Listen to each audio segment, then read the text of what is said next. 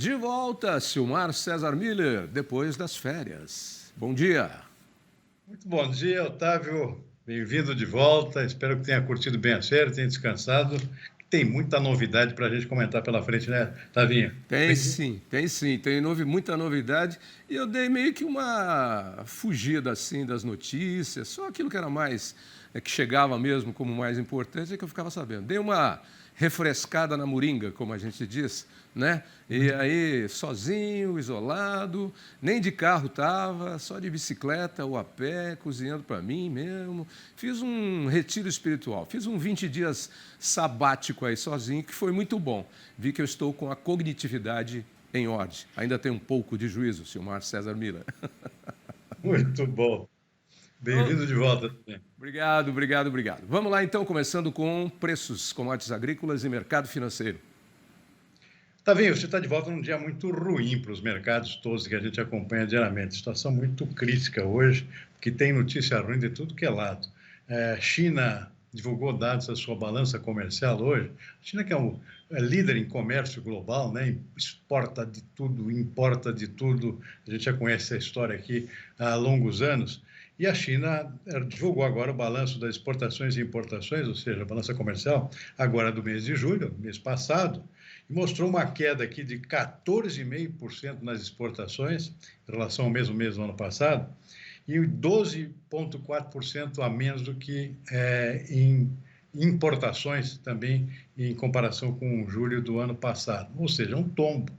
Isso assustou todo mundo. E os mercados começaram a cair, mercado financeiro, mercado de commodities agrícolas, também, porque a China, é sempre bom lembrar, é o maior importador mundial de produtos agrícolas. E o Brasil é um dos principais fornecedores. Então, notícia não muito boa para a gente. Isso acabou superando aqui outros fatores aqui que poderiam dar algum alento ao mercado. Por exemplo, ontem saiu uma divulgação da situação das lavouras americanas, mostrando que, por exemplo, no caso do algodão e do trigo, a situação muito ruim, piorou a situação das lavouras por conta do estresse climático que afetou esses setores aqui nas últimas semanas. Isso fazia com que se esperasse um aumento nos preços do algodão, particularmente, e também do trigo nesta terça-feira. E não é o que está acontecendo. Esses outros fatores acabaram suplantando essa questão da safra americana. Bom, e não é só isso, né? A agência Moody's, aquela de classificação de risco nos Estados Unidos, rebaixou notas de crédito de um grande número de bancos nos Estados Unidos, a maior potência econômica do planeta. Ou seja, já tinha rebaixado a nota de crédito do próprio país. E agora, uma enxurrada aqui de rebaixamento da linha da nota de crédito aqui de vários bancos pequenos e médios espalhados pelo interior dos Estados Unidos. Em suma, a situação não está muito boa por lá na economia americana. E tudo isso afetou os mercados, é o que a gente vai ver a partir de agora. Está tudo caindo também, não tem exceções praticamente. Soja na Bolsa de Chicago cai 0,8%, milho menos 0,4%, trigo estava caindo 2,4%, agora está caindo um pouco menos, 1 ponto percentual. Arroz em casca também cai 0,6%. Algodão, que devia estar subindo, está caindo também 0,6%. Café arábica, menos 1,8%.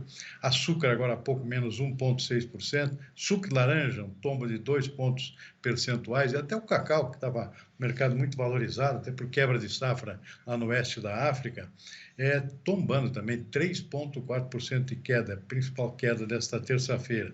E até o boi gordo aqui no nosso mercado futuro da B3 acabou acompanhando esse ritmo todo negativo dos mercados, está caindo também, depois de ter subido um pouco ontem, caindo 0,7% agora, contrato de agosto negociado na nossa B3 aqui em São Paulo. Petróleo também cai por razões semelhantes, 1,2% nesse momento, 84 dólares 35 centavos o barril. E o que sobe em situações como essa é o dólar, é o câmbio.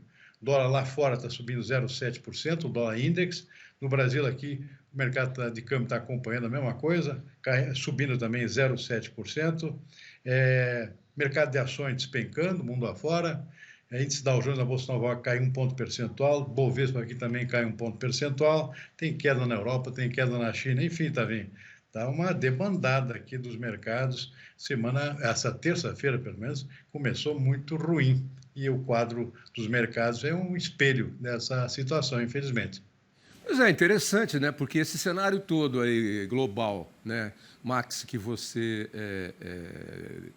explicou para a gente, trouxe, parece que vai um pouquinho na contramão das coisas que acontecem por aqui, porque o Banco Central baixou mais meio ponto a taxa Selic, foi para 13,25%.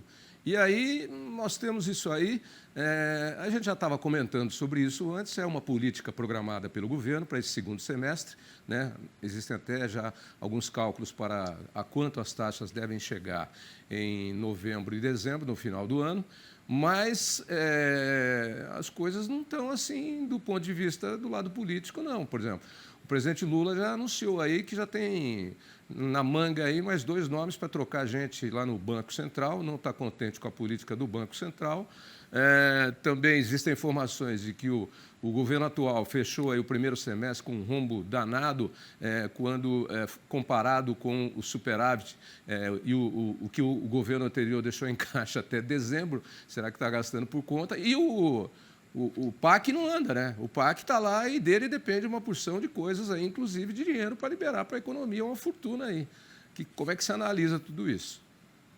Tá bem, eu acho que essas relações agora com o governo, com o Banco Central, por exemplo, que é a questão que estava permeando aqui as discussões todas, deu uma melhorada. Agora, até pelo voto de Minerva do presidente do Banco Central, que desempatou a votação lá para a redução da taxa de juros num nível maior do que era previsto pelo mercado, 0,5%, o presidente do Banco Central votou a favor de uma redução maior. Então, isso já apaziguou bastante o relacionamento entre governo e Banco Central. E o Banco Central agora divulgou a ata da reunião do Copom da semana passada, divulgou agora pela manhã, e sinalizando que vai continuar com a política de cortes maiores da taxa de juros, em torno de 0,5% também nas próximas reuniões. É tudo que o governo estava esperando e estava preconizando. Então, eu acho que esse relacionamento agora tem tudo para melhorar. E isso, claro, é um fator positivo aqui também para os mercados aqui no Brasil, só que hoje foi suplantado todo essas benesses aqui, foi suplantada pelo fator externo, né, que está muito ruim nesta terça-feira, pelo menos até agora, com esses indicadores que eu acabei de mencionar, especialmente essa questão da queda do rating, das exportações do comércio exterior da China, né, uma potência comercial do planeta, comprando menos e também vendendo menos. Isso realmente preocupa bastante até o nosso setor do agronegócio, que depende muito da China para o nosso comércio exterior. Então, realmente, o cenário, por enquanto, bastante negativo nesse sentido. E o dólar está subindo aqui no Brasil também por conta exatamente da redução da taxa de juros. O pessoal de fora agora começa a sair um pouco do mercado brasileiro, com juros mais baixos aqui, ou seja, menos atrativos, né, para os investidores de fora, enquanto a expectativa para os Estados Unidos é inversa, ou seja, a tendência de mais um aumento na taxa de juros por lá para tentar ainda segurar a inflação. A situação americana está muito complicada, de qualquer forma, os investidores estão olhando mais para lá agora, tirando um pouco de dinheiro daqui, isso faz com que o dólar suba aqui, e isso acaba sendo também um fator um pouco inflacionário também aqui para o nosso mercado interno, embora bom para os nossos produtores aqui de soja, de milho, que dependem da cotação da moeda americana para os seus preços internos. Mas o cenário na média aqui, eu diria que realmente deu uma piorada feia nesta terça-feira, conforme esses números que eu acabei de mencionar. E daqui para frente, Davi, muita expectativa relacionante, como você falou, com relação às matérias de interesse do governo que estão paradas no Congresso. Tivemos lá as férias de meio de ano lá dos parlamentares, estão retomando as atividades agora.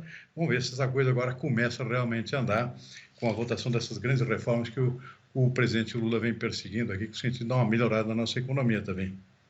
Eles saíram de férias, mas estão voltando agora, mas quando saíram, já saíram em discórdia, ou seja, tem que entrar em acordo de novo, eliminar a discórdia para começar a votar. Enquanto isso, como dizia aquele famoso narrador de futebol, muito amigo do meu pai e amigo meu também, Fiore Giliotti, o tempo passa. Lembra, né? Eu lembro. Ok, Silmar. Uma boa semana para você. Para mim está começando. Não, começando hoje não, começou ontem. Eu cheguei ontem, mas tinha umas coisas para botar em ordem, por isso só vim para cá hoje. Então, boa semana para nós e é bom estar de volta aí, tê-lo de volta com a gente. Um abraço, amigo. Igualmente, Tavinho, muito obrigado. Uma boa tarde para você. Até amanhã. Até amanhã.